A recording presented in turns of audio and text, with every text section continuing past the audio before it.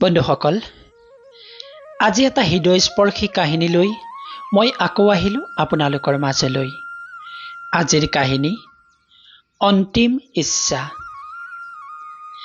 আবেলিৰ সময়। হিমনে তাইক দৰৱ কেইটা খুৱাই হুইল চেয়াৰখনতে বহাই ওচৰতে থকা পাৰ্কখনলৈ লৈ গ'ল। তাইৰ কেঞ্চাৰ আক্ৰান্ত।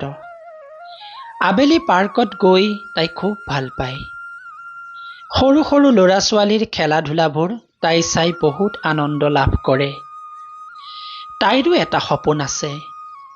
তাইও এদিন নিজৰ সন্তানক লৈ হিমনৰ সৈতে সদায় পাৰ্কলৈ আহিব। হাঁহি ধেমালিৰে সময়বোৰ পাৰ কৰিব। হিমন আৰু বৰষা দুয়োৰে আছে 8 বছৰীয়া এক আজন্ম প্ৰেমৰ সম্পৰ্ক। দুয়োৰে কলেজীয়া দিনৰে প্ৰেম। স্নাতক প্ৰথম বাৰ্ষিকৰ পৰীক্ষা দি ওলাই আহি কলেজ চৌহদতে থকা কৃষ্ণচূড়াজোপাৰ তলতে লগ পাইছিল তাইক। সেইদিনাখনেই সি তাইৰ সাগৰ নীলা দুচকুত বিচাৰি পাইছিল মৰমৰ সন্ধান। তাৰ পিছতে বৰষাৰ এজনী বান্ধৱীৰ সহযোগত লাহে লাহে হিমনে কাষ চাপিছিল তাইৰ। প্ৰথমে বন্ধুত্ব, তাৰ পিছতে দুয়োৰে মাজত গ্ৰাস হৈ উঠিছিল এক প্ৰেমৰ সম্পৰ্ক। সুখ দুখ, খং অভিমান, হাঁহি কান্দোনেৰে দুয়ো সময়বোৰ পাৰ কৰিছিল। এদিন বৰষাই হিমনক ক'লে, জানা হিমন, কেইদিনমানৰ পৰা মোৰ কিবা এটা হৈছে। একো খাব নোৱাৰো ভালকৈ, কিবা বমি বমি ভাৱ হয়। শৰীৰটো বহুত দুৰ্বল অনুভৱ হয়, মৰিমেই চাগে। হাঁহি এটা মাৰি হিমনে কৈছিল, নমৰাও মোৰ পাগলীজনী, তুমি মা হ'ব ওলাইছা। তাই চিকুট এটা মাৰি কৈছিল, পাগল, মা হ'বলৈ তুমি মোক বিয়া পাতিব লাগিব যে, গম পাইছানে? আহ, দুখ পাইছো বুলি হাঁহি এটা মাৰি তাইক সাবটি ধৰিছিল হিমনে। এক অজান আবেগত অলসভাৱে তাইও নিজকে এৰি দিছিল তাৰ দুবাহুৰ মাজত। সময়বোৰ পাৰ হ'ব ধৰিলে। কিন্তু বৰষাৰ দিনে দিনে বেমাৰটো ডাঙৰ হ'ব ধৰিলে।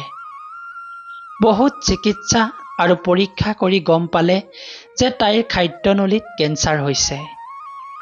তেতিয়া হিমন পাগলৰ দৰে হৈ পৰিল। জীৱনৰ ৰঙীন সপোনবোৰ নিমিষতেই ধূসৰ হৈ পৰিল। প্ৰতিটো দিন সি তাইক ভাল কৰিবলৈ অহৰহ চেষ্টা কৰিলে। তাৰ সমস্ত গাঁঠিৰ ধন খৰচ কৰিলে, তথাপিও বৰষা সুস্থ সবল হৈ উঠা নাই। সেয়েহে সি এতিয়া সকলো ভগৱানৰ ওপৰতে এৰি দি যিমান পাৰে তাইক প্ৰতিপাল কৰিব লৈছে। হুইল চেয়াৰখনতে বৰষাক লৈ সি ইতিমধ্যে পাৰ্কৰ ভিতৰত প্ৰৱেশ কৰিছিল। চাৰিওফালে আনন্দময় পৰিৱেশ। সকলো মাথো নিজক লৈ ব্যস্ত।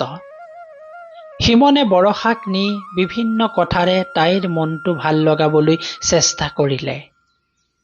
তেতিয়া বৰষাই হিমনৰ হাতখন খামুচি ধৰি ক'লে, মইতো মৰি যাম, কিন্তু তোমাক কোনে ভাল পাব হিমন? কোনে তোমাক শাসন কৰিব? আৰু মই যেতিয়া হেৰাই যাম, তুমি কাৰ সৈতে কাজিয়া কৰিবা? তোমাৰোতো আছে ৰাতি সাৰে থকাৰ স্বভাৱ, নোখোৱাকৈ থকাৰ বদ অভ্যাস। কোনে তোমাক বাৰ বাৰ কৈ কৈ খুৱাব? কাৰ গান শুনি তুমি শুই পৰিবা? মোৰ মৃত্যুৰ আগেয়ে প্লিজ তুমি বিয়া কৰোৱা। তোমাক অন্তত চাব খোজো, মই নাথাকিলেও তুমি ভালে থাকা। কথাবোৰ কৈ তাইৰ দুচকুৰে অশ্ৰুৰ নিজৰা বৈ আহিল। তাইৰ কথাত হিমনৰো দুচকুৰে লোতক বাগৰি আহিল। আৰু এক অজান আবেগত তাইক দুবাহুৰ মাজত সাবটি ধৰি ক'লে, চুপ, একদম চুপ, তোমাৰ একো নহয়। তোমাক এৰি মই কাৰো হ'ব নোৱাৰো আৰু নহওঁ কোনোদিনে। মই যে তোমাক বহুত ভাল পাওঁ। তোমাৰ একো নহয় বৰষা। ভগৱান ইমান নিষ্ঠুৰ নহয়, কাৰণ আমি আজন্ম প্ৰেমিক প্ৰেমিকা বৰষা। এনেবোৰ কথা নকবা প্লিজ। তাৰ কথাত বৰষাৰ চকুলো বৈ আহিল। বুকুৰ কষ্টবোৰ জমা হৈ উত্তপ্ত তীখাৰ দৰে তীব্ৰ হৈ উঠিল। কিন্তু তাই ভালদৰেই জানে যে এই ভালপোৱাক এদিন এৰিবই লাগিব। তাই বুজিব পাৰিছে যে এই পৃথিৱীত আজি ভগৱানো অসহায় তাইৰ বাবে। তাই নিৰুপায়। তাৰ পিছত তাই হিমনৰ মূৰত হাত বুলাই ক'লে, জানা হিমন, মোৰ অন্ধকাৰক খুব ভয় লাগে। অথচ চোৱা, কেইদিনমান পিছতেই মই চিৰস্থায়ী অন্ধকাৰত থাকিব লাগিব চিৰদিনৰ বাবে। খুব ইচ্ছা হৈছে তোমাৰ বুকুত মূৰটো এনেদৰে আজীৱন ৰাখিবলৈ। মোৰ শেষ ইচ্ছা জানা। মই যিদিনাই যামগৈ কোনোবা অজান দেশলৈ, মোৰ শিৰত আঁকি দিবা তেজ ৰঙী সেন্দুৰৰ নিভাঁজ ৰেখা। তোমাৰ অনামিকা আঙুলিৰ পৰশ লৈ মই যামগৈ হিমন। তাইৰ কথাত সি হুকহুকাই কান্দি উঠিল।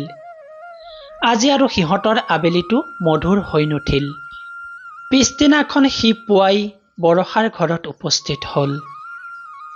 তাৰ পিছত পৰিয়ালৰ সহযোগত তাইক লৈ মন্দিৰত আনুষ্ঠানিকভাৱে বিবাহ সম্পন্ন কৰিলে।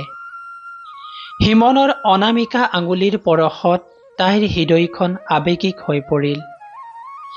লাহে লাহে দিনবোৰ পাৰ হ'ব ধৰিলে। আৰু এদিন তাই সকলোকে এৰি এই পৃথিৱীৰ পৰা চিৰবিদায় মাগিলে। তাৰ পিছতে হিমন পাগলৰ দৰে হৈ পৰিল। প্ৰতিটো নিশাই সি তাইৰ শ্মশানত যায় আৰু বিচাৰি পাব খোজে তাৰ হৃদয়ত পৰশাই এৰি থৈ যোৱা মৰমৰ খোজ। এতিয়া সি প্ৰতি নিশাই তাইৰ শ্মশানত এডাল এডালকৈ মমবাতি জ্বলাই পাৰ কৰে উজাগৰি নিশা। কাৰণ তাই অন্ধকাৰ ভয় কৰে। ধন্যবাদ বন্ধুসকল। কাহিনীটি শুনি কেনে পালে এবাৰ কমেণ্ট কৰি জনাব। এনেধৰণৰ কাহিনীৰ প্ৰতি যদি আপোনালোক আগ্ৰহী, তেনেহ'লে মোৰ এই চেনেলটি ছাবস্ক্ৰাইব কৰি মোক অনুপ্ৰেৰণা যোগাব বুলি আশা কৰিলোঁ। ধন্যবাদ।